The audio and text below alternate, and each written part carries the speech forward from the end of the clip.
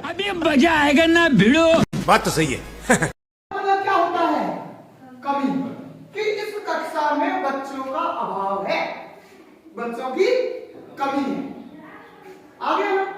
तो किसी भी शब्द के आगे आगे जोड़ा है मैंने, भाव के आगे क्या जोड़ा मैंने?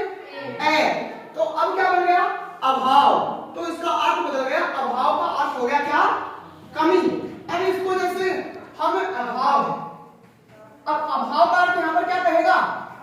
कमी है कि कक्षा 9 में विद्यार्थियों की कमी है, कक्षा में बच्चे कम है।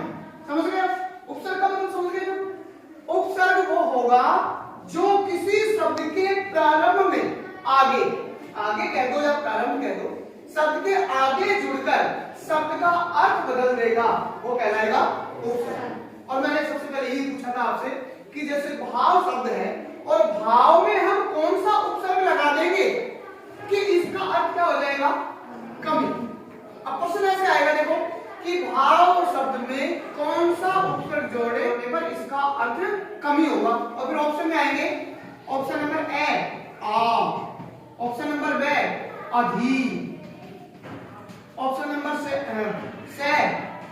प्रे, और ऑप्शन नंबर डी ए। तो यहां से कौन सा उपसर्ग जोड़ेंगे ना? ए। तो हमारा सही आंसर कौन सा हो जाएगा? दे। फिर हमारे सामने जो मार्कशीट है ना गोले भरने की, उसका ऐसे गोला आएगा कि भाई पहला प्रश्न है ये, और पहला प्रश्न का ये आ गया ए बी सी और डी। तो हमारा उत्तर कौन सा सही है? डी। दे। एबीसीडी कह दो या एबीसीडी कह दो। तो दे को हम यहां से गोला कर लेंगे यूं कि हमारा पहला प्रश्न का ये उत्तर है